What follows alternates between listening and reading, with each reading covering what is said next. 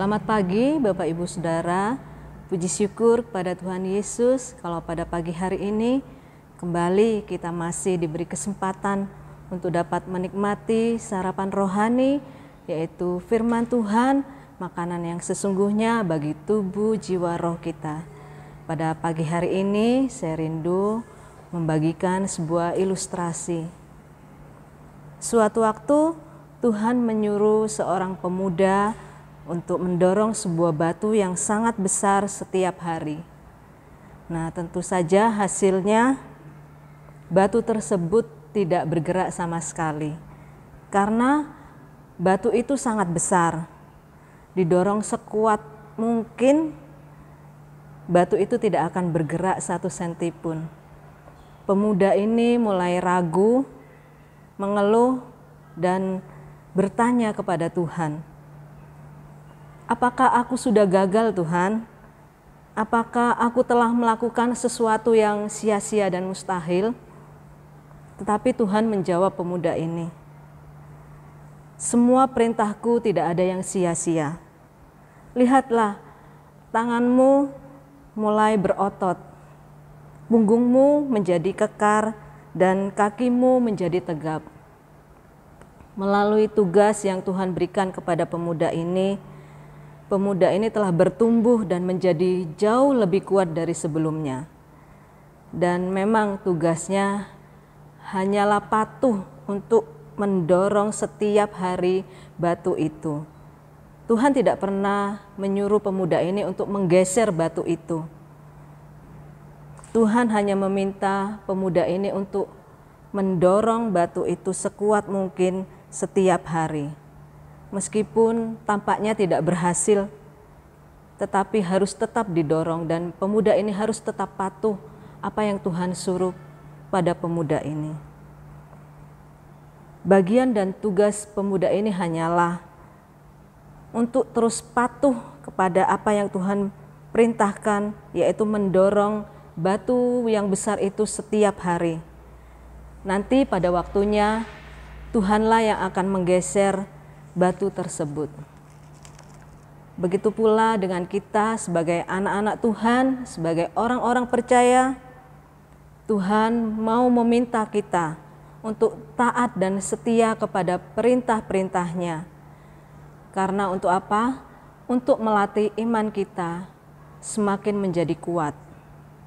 Bapak, Ibu, Saudara, kesulitan hidup, pergumulan, dan tantangan terus ada di dalam setiap kehidupan manusia. Iman kepada Kristus yang menjadi senjata yang ampuh untuk menghadapi kesulitan dan tantangan di dalam kita menjalani kehidupan ini. Iman yang timbul dari pendengaran akan firman Tuhan. Jadi kita mau pastikan bahwa firman Tuhan yang kita dengar, kita masuk dalam hati kita, dan itu akan terus bertumbuh menjadi iman. Kekuatan iman kita bisa dilihat dari bagaimana saat suatu terjadi dalam kehidupan kita, itu berbanding terbalik dengan harapan yang kita inginkan. Apa yang harus kita lakukan untuk dapat membangun iman yang teguh? Antara lain yaitu kita mau hidup berpusat kepada Yesus. Kita akan baca di dalam Galatia 2 ayat 20. Galatia 2 ayat 20. Namun aku hidup, tetapi bukan lagi aku sendiri yang hidup, melainkan Kristus yang hidup di dalam aku, dan hidupku yang kuhidupi sekarang di dalam daging adalah hidup oleh iman dalam Anak Allah yang telah mengasihi aku dan menyerahkan dirinya untuk aku. Kita mau menyerahkan tubuh, jiwa, roh kepada Allah, bukan kepada masalah. Sehingga di dalam kehidupan kita, Tuhan Yesus yang nampak jelas, bukan masalah yang kita hadapi. Kita juga mau hidup berfokus kepada firman Tuhan. Roma 10 ayat 17. Roma 10 ayat 17.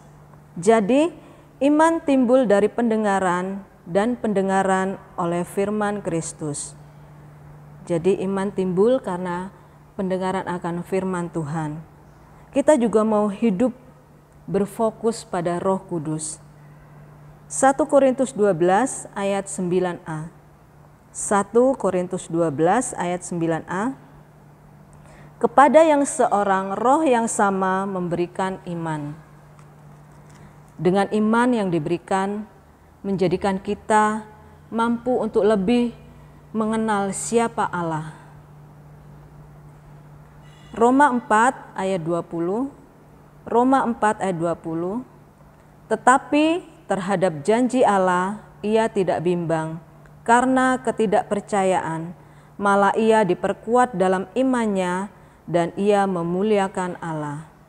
Bapak Ibu Saudara, kita mau berhati-hati untuk tidak melibatkan ketidakpercayaan menguasai kita. Karena hal itu akan menimbulkan kebimbangan akan setiap janji-janji Allah dalam setiap firman Tuhan. Jadi kita tidak akan membiarkan ketidakpercayaan itu menguasai setiap kehidupan kita. Karena dengan membiarkan kebimbangan bertumbuh di dalam hati kita, itu sama saja dengan melemahkan iman kita. Padahal iman yang kita punya harus terus bertumbuh semakin hari semakin kuat, semakin teguh. Kita juga harus waspada dengan rasa bimbang. Karena iman tidak akan bertambah jika keraguan dan kebimbangan itu menguasai setiap kehidupan kita. Iman terhadap janji Allah, iman akan kuasa Allah semakin bertambah kuat saat hidup ini melekat kepada Yesus. Sebaliknya, iman itu akan hilang saat kita sering memperkatakan keraguan-raguan, sering mempertanyakan apakah Allah sanggup, apakah Allah mau menolong. Ini yang akan melemahkan iman kita. Tidak mungkin seseorang bisa melihat kuasa Allah bekerja dan mengalami penggenapan janji-janji Allah jika tidak mempunyai iman yang kuat dan teguh. Iman yang teguh akan membuat kita kuat, bertahan dan terus berfokus kepada Tuhan Yesus. Bahwa kemenangan yang Tuhan janjikan di dalam setiap firman-Nya akan tergenapi di dalam kehidupan kita. Mari kita memiliki iman yang teguh, karena itu akan membuat kita bisa mempercayai Allah. Sekalipun mungkin secara manusia kelihatannya mustahil, secara manusia kelihatannya tidak mungkin. Tapi dengan pertolongan dari Roh Kudus, kita akan dimampukan untuk dapat memiliki iman yang tidak tergoyahkan. Hingga nanti saat Tuhan Yesus datang yang kedua kalinya, Dia tetap mendapati iman kita teguh di dalam Dia. Selamat pagi, selamat beraktivitas, Tuhan Yesus memberkati.